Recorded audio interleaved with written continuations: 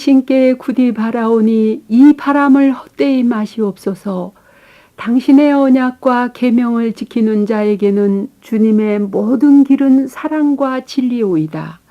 시편 25편 2절과 10절의 말씀대로 애청자 여러분의 희망이 또 사랑이 진리 안에서 이루어지시기를 빕니다. 주님께서 모세에게 이것이 내가 그들 앞에 세워놓아야 할 법이다 하고 하신 이 21장 1절의 말씀은 오늘 봉사할 21장과 21장에서부터 23장의 이 모든 율법을 가리킵니다. 토라 율법의 기본 정신은 출애굽 사건을 통해서 알려주신 하느님의 사랑과 자비이고 또 그분이 주신 자유와 생명입니다. 고대 근동의 여러 법은 인간 생명을 하찮게 취급하는 반면에 소유권이 중시되었고 여기에서 관련된 이 소유권에 관련된 범죄를 중형에 처했어요. 이에 비해서 자유와 생명을 중요시하는 율법은 사람의 생명에 가장 큰 가치를 두었습니다. 그래서 이 사형죄는 절도죄가 아니라 인간의 생명을 해친 살인자와 유괴범에게 구형되었습니다. 야훼 하느님을 모독한 자가 사형되어야 하듯이 부모를 때리거나 모욕한 그 불효자도 사형에 처했고 야훼 신앙을 위협하는 자들, 마술하는 여인, 여기 남성도 다 포함이 되겠죠.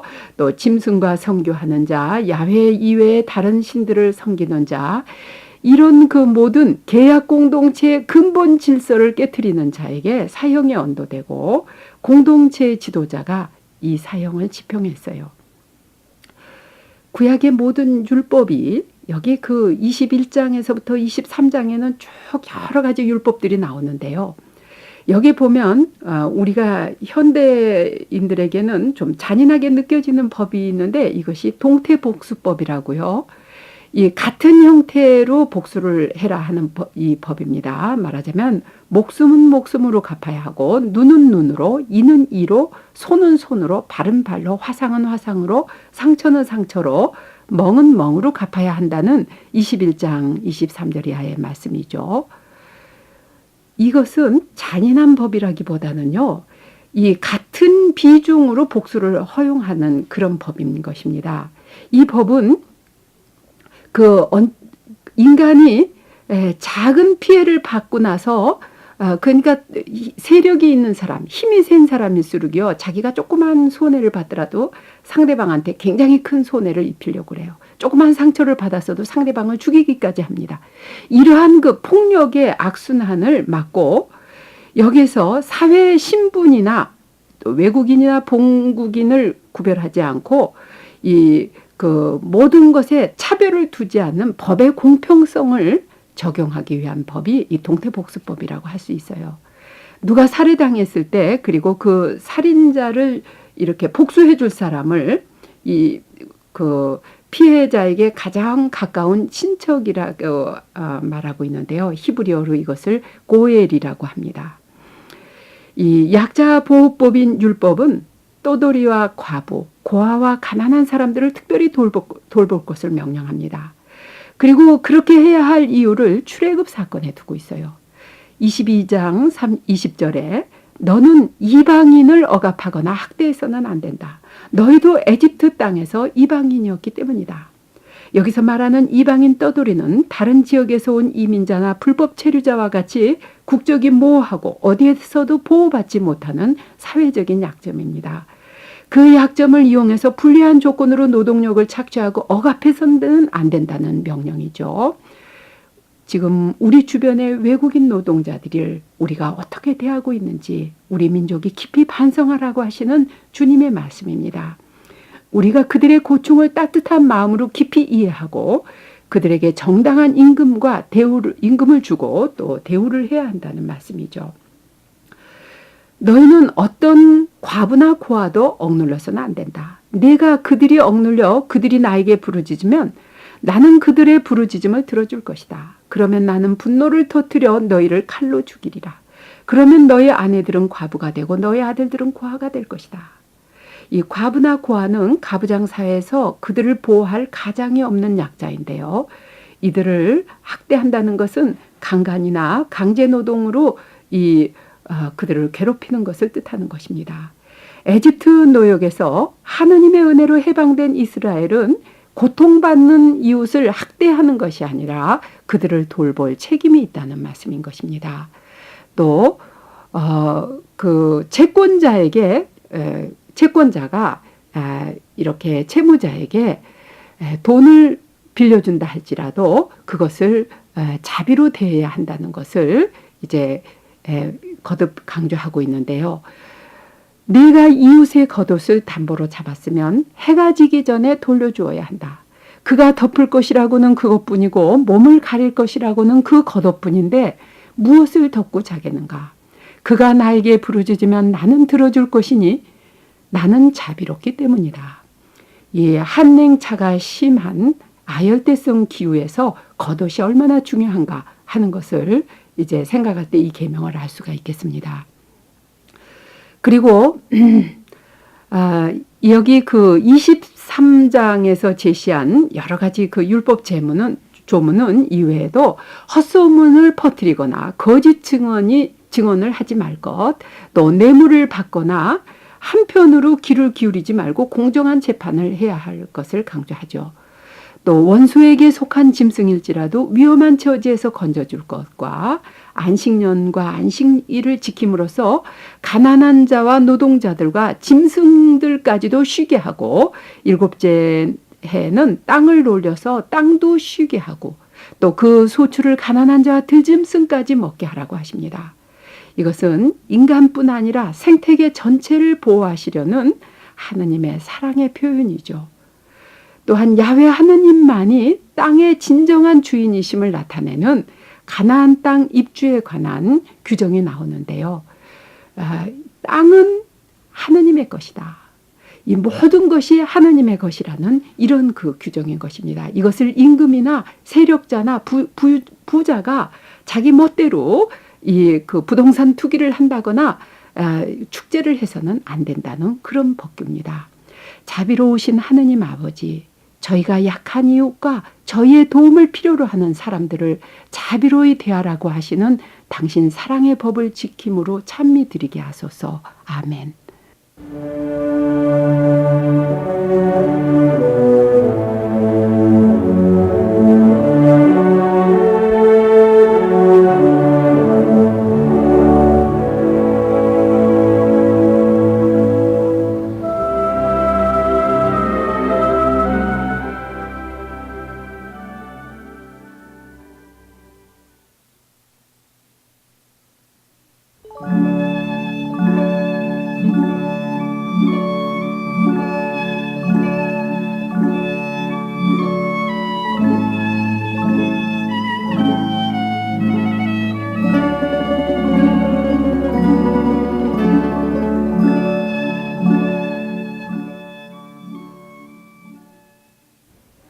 예수님, 하늘을 기울이사 주여 내려오소서, 산들을 스치소서 연기 자욱하오리다.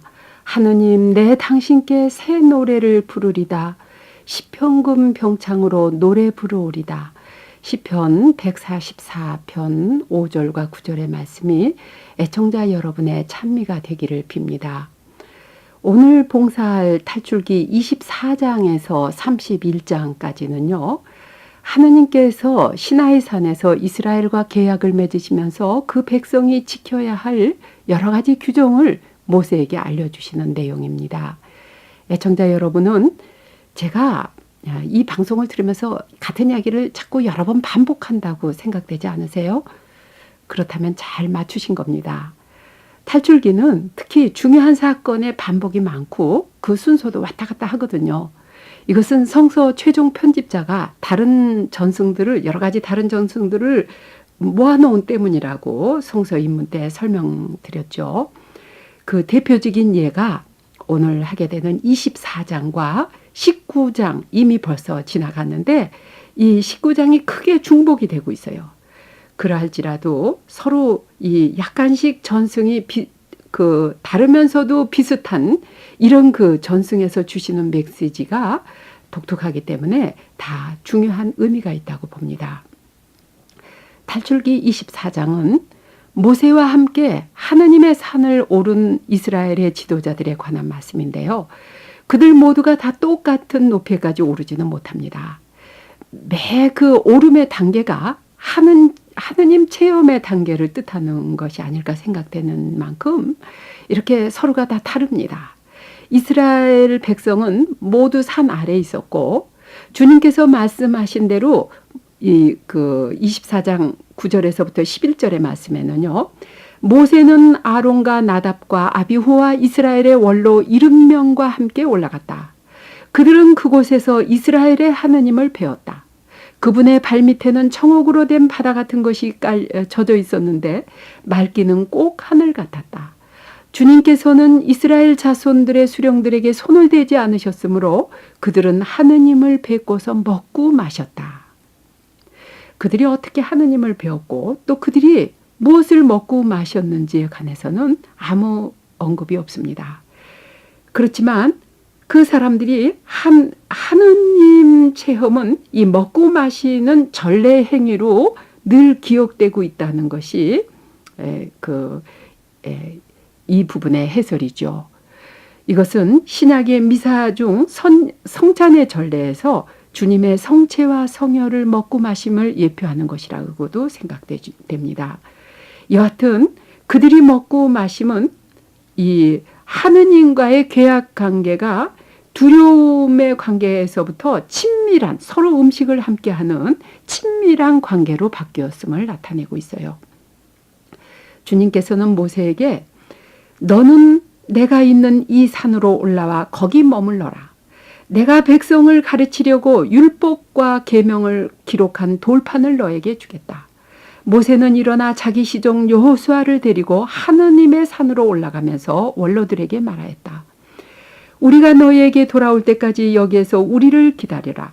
아론과 후르가 너희와 함께 있으니 문제가 있는 이는 그들에게 가도록 하여라고 했습니다. 이때 모세는 여호수아와 함께 산에 오르는데 더 높이 오르는데 이것은 여호수아가 장차 모세의 후계자가 될 것을 암시하는 듯합니다. 모세는 홀로 더 높이 올라가서 하느님 신비의 현존 속에 머무르는데 여기에 대해서 기록하기를요. 모세가 산에 오르자 구름이 산을 덮었다. 주님의 영광이 시나이 산에 자리 잡고 구름이 여세 동안 산을 덮었다. 이튿날 주님께서 구름 가운데 모세를 부르셨다. 주님의 영광이 나타난 모습이 이스라엘 자손들의 눈에는 산봉우리에서 타오르는 불과 같았다. 모세는 구름을 뚫고 산을 올라갔다. 모세는 밤낮으로 40일을 그 산에서 지냈다. 타오르는 불길과 같은 주님의 영광 속에서 모세가 머무른 40일간의 밤과 낮 동안의 심오한 하느님 현존 체험에 관해서 성서는 깊은 침묵으로 그 신비의 영역을 가려주고 있어요. 모세는 이 하느님과의 만남을 마치고 백성에게 돌아와서 주님의 지시를 전했습니다. 성소의 건립과 그 안에서 쓸 제구들과 이 제관들이 입을 제복이라든지 여기에 대한 그 여러 가지 이 지시사항이 25장에서부터 31장에 걸쳐서 아주 자세하게 나옵니다. 오늘 우리 시대와는 전혀 환경이 다른 고대 근동의 건축법이라든지 그 제사 때 쓰는 제구나 이러한 옷이나 이런 것에 대한 기록이 아주 지루하게 느껴질지라도 그 지시들 안에는 가만히 아주 정독을 하면요. 아주 중요한 메시지들이 있다는 것을 알 수가 있어요. 시간이 될 때까지 몇 가지 예를 들겠습니다. 먼저 그들이 나를 위해서 성소를 만들게 하여라. 그러면 내가 그들 가운데 머물리라고 하는 지시인데요.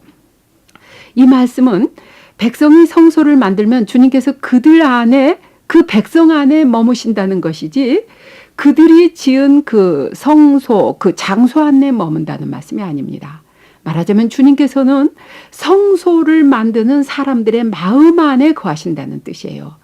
이것은 예수님께서 당신 자신을 가리켜서 성전이라고 하시는 것과 사도 바울로가 너희 몸은 성령이 거하시는 성전이라고 하는 이 말씀과 같은 맥락이죠. 하느님께서는 성소를 만드는 살아있는 사람들 한가운데 거하신다는 메시지입니다. 계약교에 관한 지시에서도요, 계약교를 운반할 수 있도록 고리를 만들라는 말씀은 계약의 백성이 가는 곳이면 어디든지 하느님께서 함께 가신다는 뜻입니다.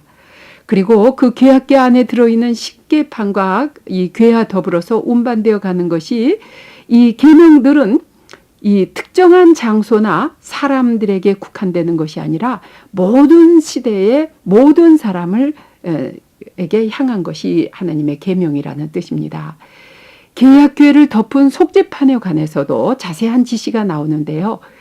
이 속죄판을 우리 말로서는 이렇게 속죄판이라는데 불가따역이나 70인역에서는 죄를 덮는 것이라는 그것을 중요시해서 그 덮개 또는 화해의 자리, 자비의 자리로 번역을 하고 있습니다. 하느님께서는 안에 계신 데 없이 다 계시지만 특별히 우리 안에 자비의 자리, 사람들과 화목하는 그 자리에 계십니다. 우리 가운데 계시는 하느님은 찬미 받으소서. 아멘.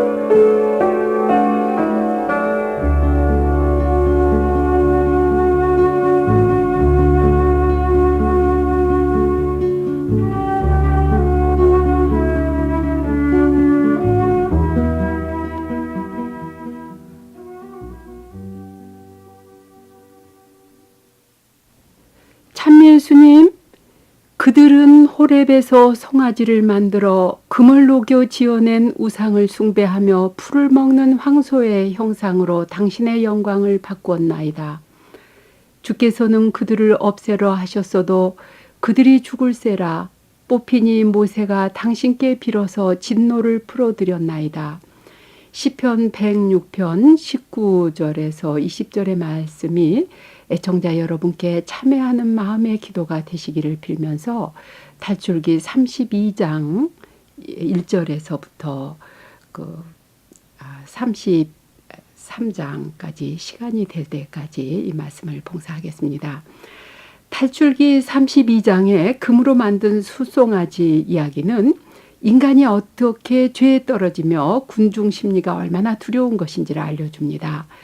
그 백성은 하느님께서 행하신 놀라운 업적을 보면서 많은 은혜를 받고 하느님의 영광을 체험한 다음에도 죄를 짓고 배반하는 그 모든 죄악의 표상이라고 하겠습니다.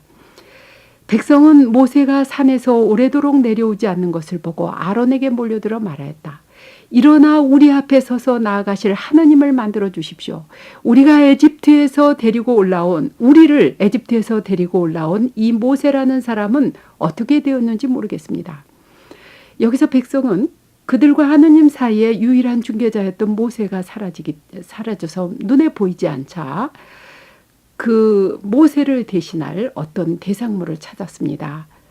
그렇듯이 많은 하느님의 그 놀라운 업적을 보고서도, 표징을 보고서도 불신하는 이 백성은 에집트에서 가지고 나왔던 이 모든 이 귀금속들, 특별히 이제 금 귀고리들을 모아왔고, 아론이 그 금을 그들 손에서 받아 거푸집에 부어 수송아지를 만들자 사람들이 외쳤다. 이스라엘아, 이분이 너를 에집트 땅에서 데리고 올라오신 너희 하느님이시다. 아론은 이것을 보고 그 신상 앞에 제단을 쌓은 뒤 내일은 주님을 위한 축제를 벌립시다 하고 선포했다. 이튿날 그들이 일찍 일어나 번제물을 올리고 친교제를 바쳤다. 그리고 나서 백성은 앉아서 먹고 마시다가 일어나 흥청거리며 놀았다. 이 32장 4절에서 6절의 말씀인데요. 백성의 그릇된 요구 앞에서 아론은 그들에게 아부합니다. 그래서 그들이 범죄하는데 동조를 하면서 비겁하고 무책임한 이 지도자상을 보여주고 있어요. 하느님보다는 사람을 더 두려워하는 무력한 지도자 아래서 그 백성은 더 이상 통제할 수가 없이 됩니다. 그들이 만든 금송아지는 악을 위해 단결하는 군중 심리의 표본과도 같아요. 그 백성이 하느님과 장엄한 계약을 맺고 하느님 말씀을 따르겠노라고 굳은 약속을 한 그 말이 아직 그 혀끝에서 사라지지 않은 것 같은데 그들은 하느님께 등을 돌렸어요. 방금 부어 만든 이 물건을 놓고서 그것이 그들을 출애굽시킨 신이라고 한 이 백성은 얼마나 어리석은지요. 여기서 수송아지라는 히브리 낱말은 뿔을 가리키기도 하는데요. 뿔은 지배력과 지도력, 힘, 생동하는 에너지, 이 풍요를 상징한다고 합니다. 그래서 이 뿔이나 다른 짐승들이 인간 수준 위에 높여져서 이 신격화되기도 했습니다. 그래서 황소는 힘과 인내를 상징해서 아시리아인들이 신으로 숭배했었죠. 그래서 이 금송아지는 물질 세계의 운명이었고 창조주보다도 돈과 물질을 더 귀히 여기는 사람들에게는 아직도 우상으로 숭배받고 있는 그 우상이죠. 이 돈은 이 세상의 신으로 이 돈의 신이 없이는 행복도 자유도 없다고 우리는 믿고 있습니다. 에집트에서는 이 물질이 신이었어요. 모든 이방인들의 우상들은 두 가지 가장 귀한 금속인 귀금속인 금과 은으로 이 신상을 만들었는데요. 모세를 거슬러 일어난 백성들은 이스라엘의 그 미래가 바로 이러한 물질 풍요에 달린 것이냐 착각을 하는 것이죠. 그래서 경제 발전이야말로 국가의 행복을 위해서 또 우리 자손들의 그 행복과 번영을 위해서 가장 필요한 것이라고 하는 것이 바로 황금으로 만든 그 금송아지인 것입니다. 우리나라에는 오랫동안 이 금송아지를 숭배해 오고 있으면서 그리고 이 금송아지 앞에서 먹고 마시고 이 축제를 벌리는 이런 가운데서 무력한 지도자들, 거기에다가 그냥 그 백성에게 겁이 나서 아부할 정도가 아니라 백성 앞에서 한술 더 뜨는 이런 그 백성의 지도자들로 인해서 우리 민족이 전부 그 하나님의 진노를 사게 될 만큼 이런 그 큰 수렁에 빠져 있다는 것을 우리는 역사적으로 보아오고 있습니다. 32장 6절에서 백성은 앉아서 먹고 마시다가 일어나서 정신없이 뛰놀았다. 이 동사가요. 창세기 26장 8절과 39장 14절 이하에서는 나오는 그 동사하고 똑같은 말인데 성행위를 가리킨다고도 합니다. 이 황금 숭배가 성의 그 방종으로 타락으로까지 서로 이 둘은 형제와도 같다고 봅니다. 서로 이어져 있어요. 또 일어나서 뛰놀았다는 말은 말다툼, 싸움, 운동을 뜻하기도 하는데 이 경우에는 그 사람들이 먹고 마신 다음에 서로 언쟁을 하기 시작했음을 뜻한다고도 해설합니다. 이 같은 일이 요압과 아브넬이 만났을 때 일어났는데 사무엘 후서 2장에 보면 아브넬이 요압에게 말하기를 그 젊은이들이 우리 앞에서 일어나 운동 경기를 하게 하자고 하면서 요압의 형제 그 아쉐를 포함한 많은 사람을 죽게 만들었죠. 오늘날까지도 많은 사람들이 이 배가 부르면요 먹고 마시고 자주 싸움을 하고 언쟁을 하죠. 사람들이 배고프고 무엇인가 필요한 것이 많을 때는요, 열심으로 일하고 또 숙연해집니다. 그런데 풍족해지면 언쟁과 싸움을 일삼기도 하는데 이것은 바로 이 금송아지 앞에서 하는 이 백성의 언쟁이라고도 볼 수가 있겠습니다. 이 사람들은 의심 없이 서로 에집트로 돌아가느냐의 여부를 두고 언쟁했으리라고도 얘기합니다. 이스라엘 백성은 계약을 온전히 지키겠다고 약속했지만 결국은 그 약속을 깨면서 금송아지를 숭배했습니다. 우리도 많은 은혜를 받고 우리의 한 신을 황금으로 모시고 있는 불충을 용서하여 주소서. 아멘.